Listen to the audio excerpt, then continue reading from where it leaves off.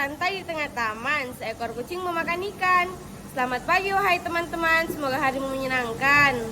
Perkenalkan, kami dari Prodi S1 Kesehatan Masyarakat, Fakultas Kesehatan Masyarakat, Universitas Indonesia Timur.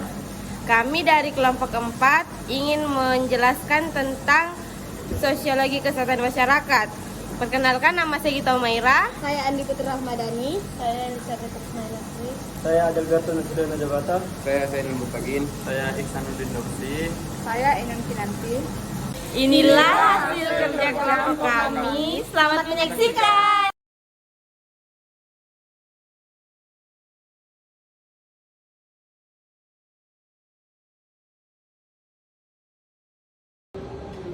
Di sini saya akan menjelaskan tentang sejarah sosiologi.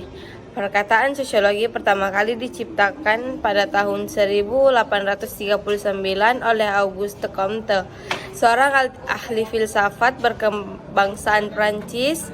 Comte lah yang pertama kali menggunakan nama sosiologi. Selain itu, Comte memberikan sumbangan yang begitu penting terhadap sosiologi. Oleh karena itu, para ahli umumnya sepakat untuk menjulukinya sebagai bapak sosiologi. Comte sangat berjasa terhadap sosiologi. Beberapa sumbangan penting Comte terhadap sosiologi sebagai berikut. A. Ia mengatakan bahwa ilmu sosiologi harus didasari dengan pengamatan, perbandingan, eksperimen, dan metode histori secara sistematik. Objek yang dikaji pun harus berupa fakta, artinya bukan harapan atau prediksi. Jadi harus objek dan harus pula bermanfaat dan mengarah kepada kepastian dan kecermatan. B. Ia mengatakan bahwa sosiologi merupakan ratu-ratu ilmu sosial dan menempatkan peringkat teratas dalam hierarki ilmu-ilmu sosial. C.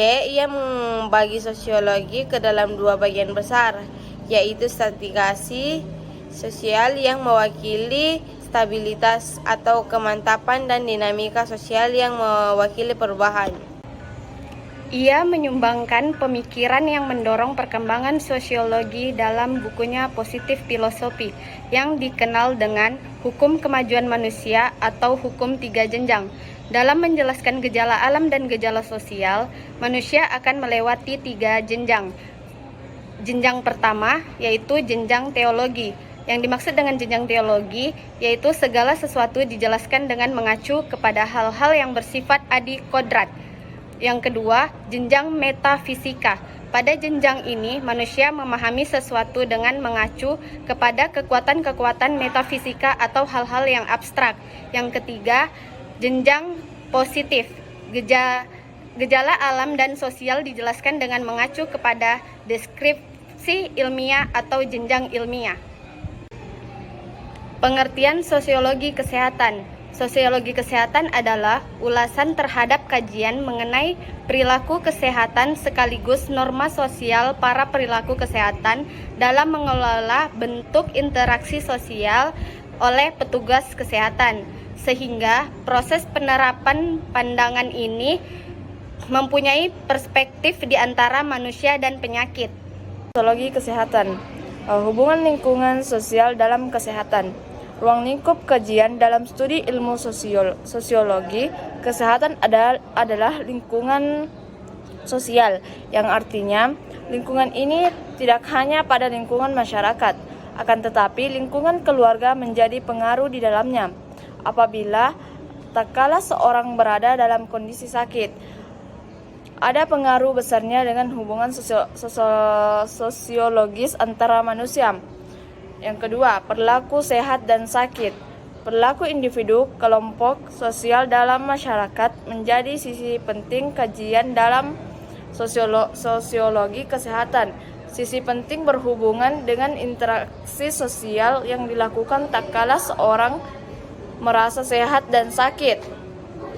Yang pastinya perilaku ini dipengaruhi besar dengan perubahan sosial yang sedang dialaminya.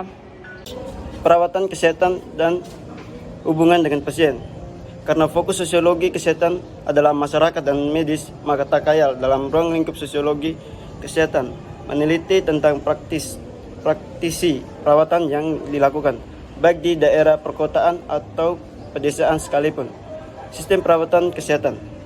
Terakhir mengenai ruang lingkup sosiologi kesehatan adalah sistem perawatan kesehatan.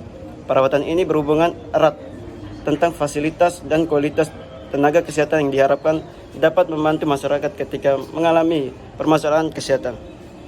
Pendekatan sosiologi kesehatan dalam upaya memahami suatu gejala sosial dalam masyarakat, maka studi dalam sosiologi dilakukan dengan menggunakan dua macam pendekatan.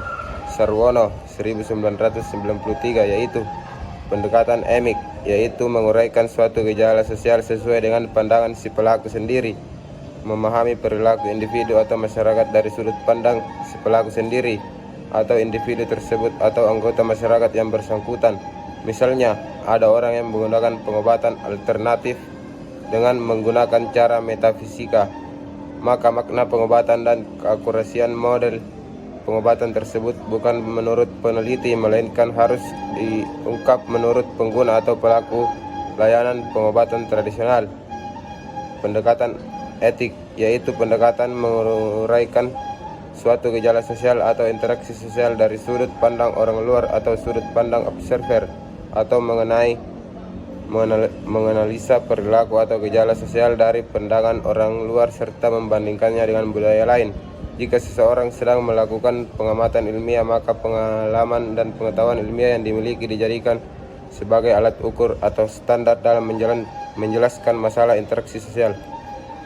Manfaat sosiologi kesehatan.